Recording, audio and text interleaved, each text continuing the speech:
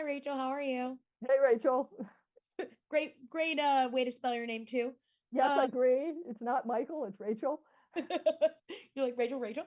Well, and I want to start by asking you, you've done a lot of things within fandom spaces.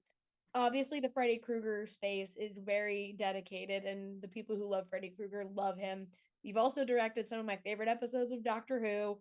You've directed on Sherlock. You've directed these other fandom worlds.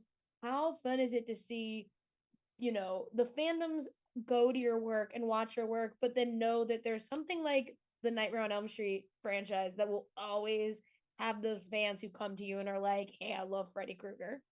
I love being part of fandoms. I mean, and I love the fact that my fandoms are very different. Mm-hmm. And I love when people go, "Oh, I didn't know she directed Freddie's Dead," or "I didn't know that that was." So when I'm discovered, and the weirdest thing is when somebody will come up to you and say, "I just want to know, I really, really, really love," and you're like, "Are you going to say Doctor Who? Are you going to say Freddy? What are you going to say?" And they say some obscure TV show that I barely remember. I did one episode of that. I'm like, wait a minute, but my Doctor Who, but Freddy, but John Waters.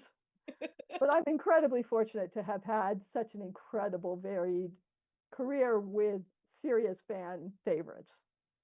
When I will tell this story and then I want to ask a question about it. So, you worked on Dream Warriors.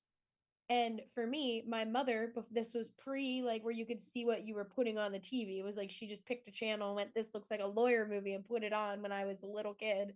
And she went to bed and I was sitting there and it was Dream Warriors. And I remember it very vividly because it was when they got stuck in the loop and they were driving.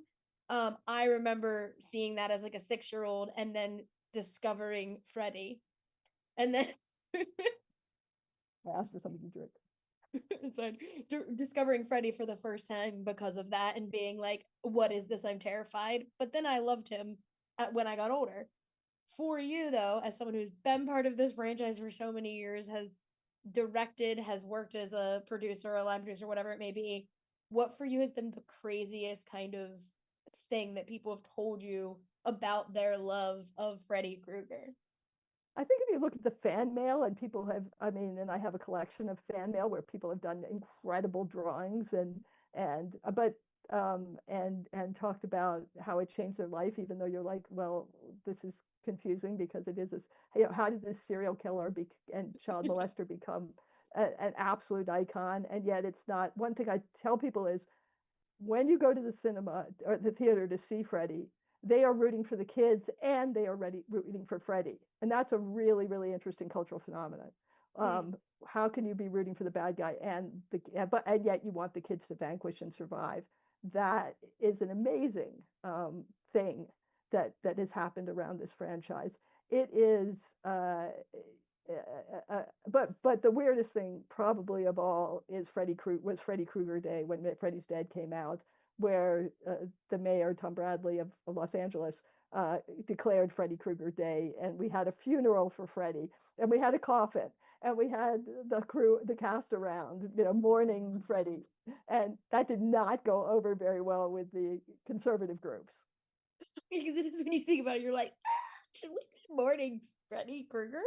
And Um, but for in last week, thing I want to ask, this is a huge box set. A lot of people own all the movies, they've seen them all, whatever it may be, but this a complete collection of getting to see all of Freddy's films together is very, very fun. For you, what is the most exciting part about not only like the complete nature of this going out there, but for fans to be able to finally kind of have something like that?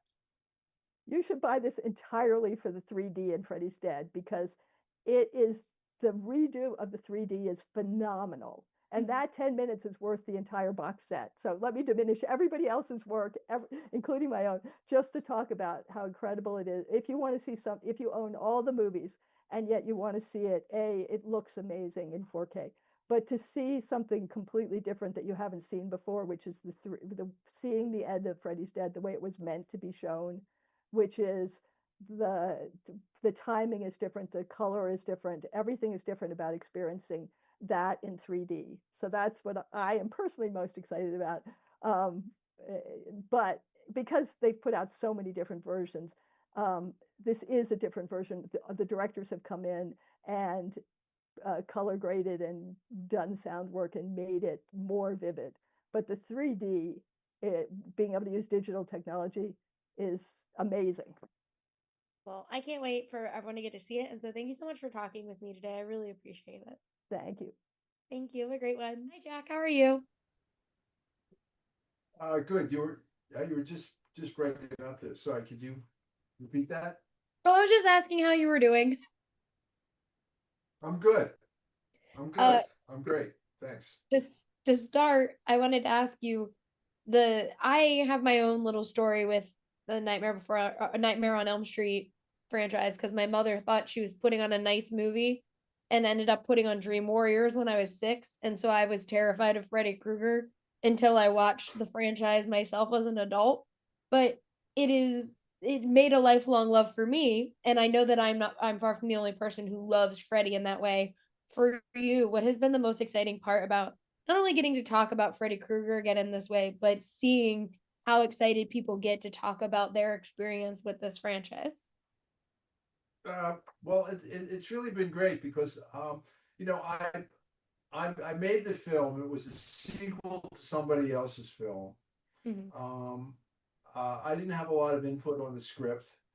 Um, you know, I did the best I could, and I thought I made a pretty good movie. And then after that, you know, the phone started ringing, and I made some other movies that I really, you know, very proud of.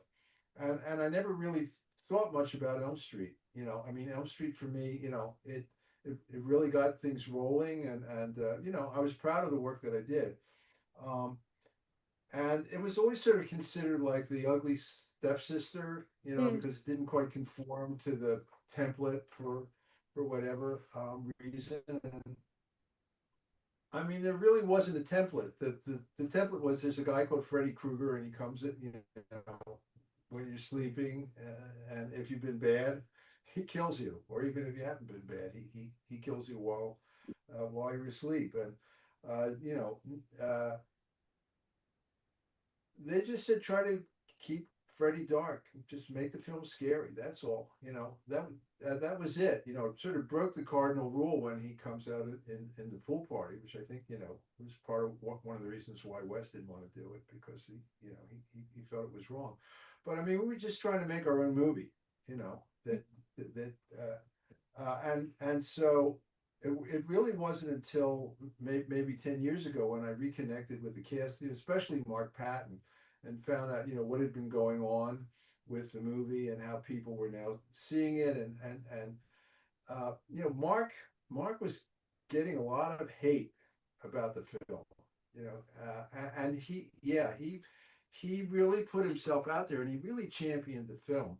And people started to realize that it was kind of like you really had to look at it in its own terms. If you looked at it, you know, as one, you know, one of you know, the eggs in the egg crate, you know, you might be dissatisfied. But if you just looked at it as a film, you know, as a scary, interesting genre film, there was a lot to like, and people have really been reevaluating it. And so I feel very good about the fact that people are seeing it, you know, the way I hoped that they would see it.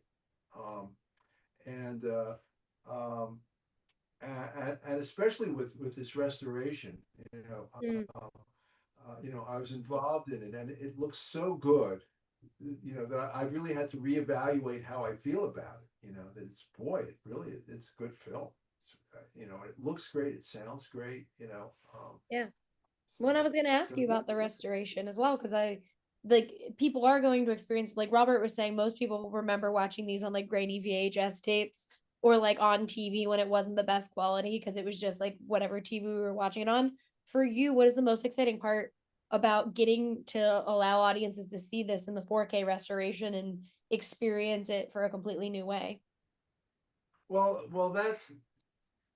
that's exactly it. I mean, it's the same film, but it's better. You know, I Mm, kind of think of it as being um, like a Renaissance painting that's all yellowed and dirty, and they clean it all up, and you suddenly say, "Oh my God, that violet that he used in that robe is what."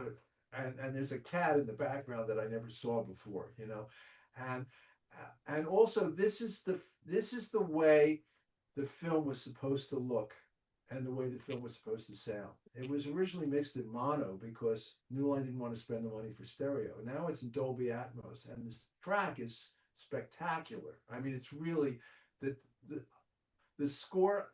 I knew he had a great score, but I didn't realize just how good it was until I heard what they have. I mean, I heard like little things in the score that I'd never heard before, and it just comes alive. It brings things alive. So it's been very exciting for me, and I'm I'm thrilled that I was part of that, and that that it means a lot to people. I was at a convention. This one guy came up to me. He said, your film saved my life.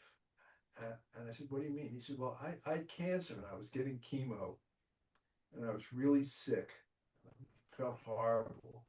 And I thought, what will get me through this? And he said, I started watching your movie. I watch it and I said, boy, that's the greatest compliment I've ever got. Well, I love that. I hope he really enjoys the 4K. I can't wait for everyone else to also enjoy it. And so thank you so much for talking with me today. I really appreciate it. It's been a pleasure. Thank you. Have you. a great one. Bye, Rachel. Bye, Rachel. Bye. See ya. Robert, how are you?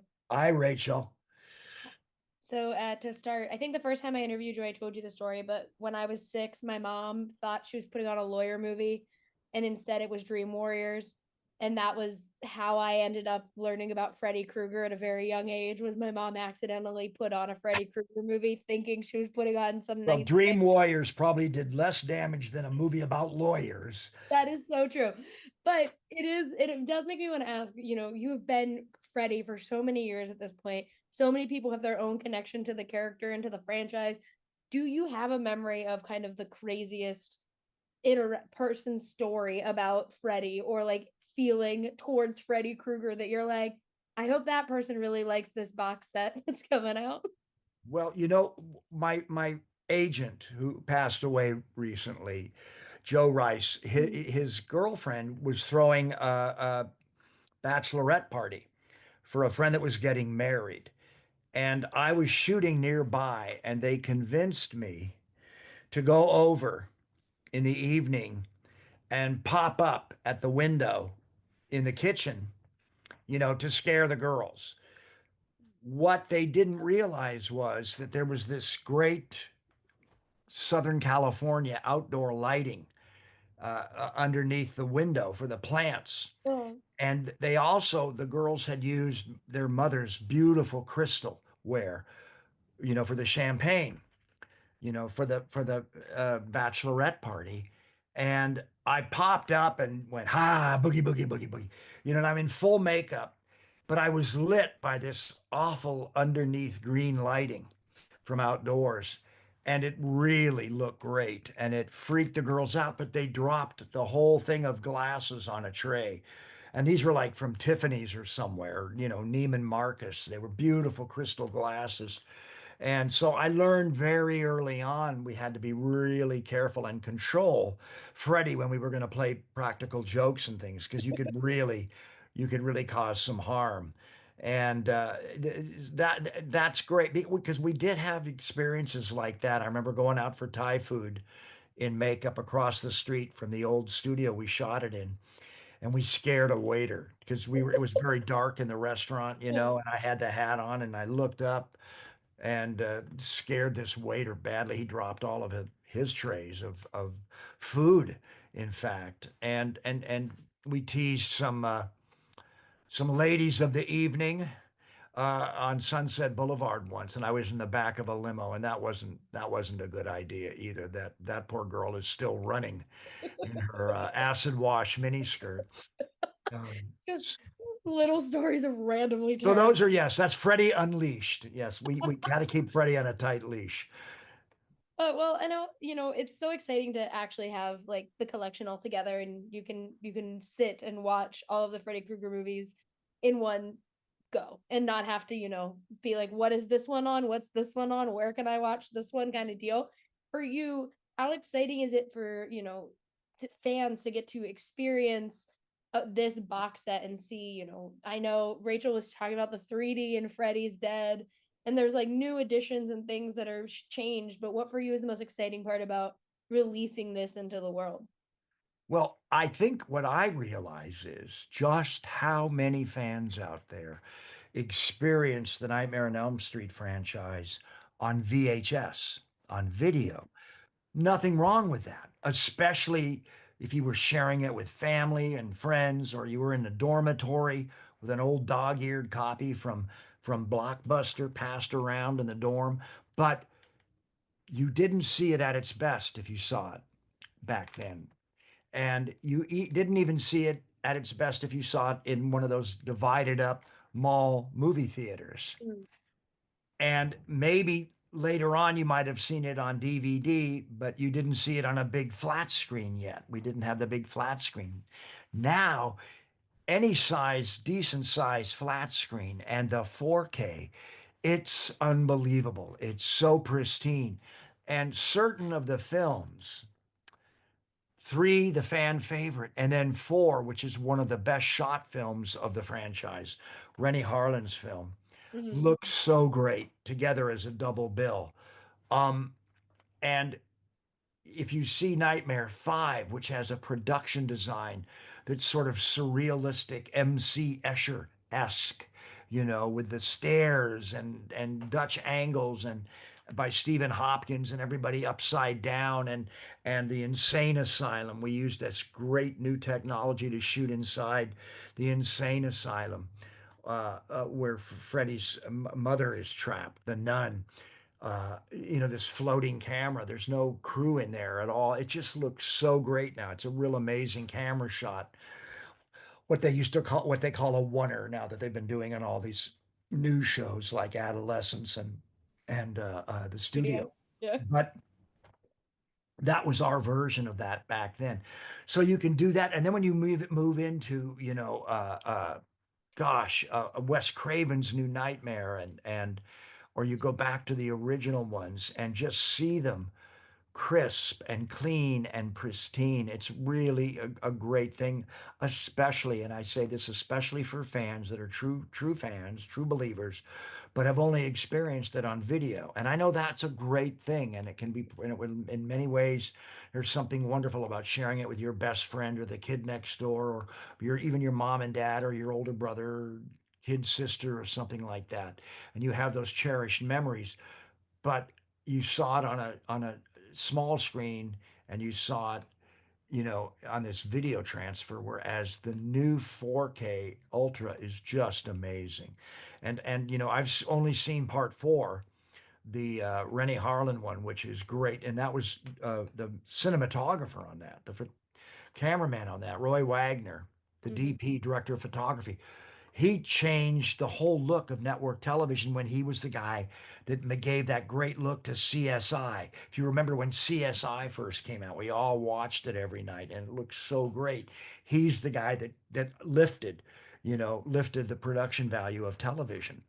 And he's our cameraman on part four, and it looks so great. Oh, all the stuff in the junkyard is just amazing with the dust and the headlights of the cars. They're like almost like creatures. So I just really want to say to all those fans, and I know there's millions of them out there who only saw it on VHS, you owe it to yourselves to check out the 4K. I cannot wait for them to get to see it on 4K. I love this franchise a lot. And so thank you so much for talking with me today. I really appreciate it. Okay, thank you, Rachel. Thank you. Have a great one.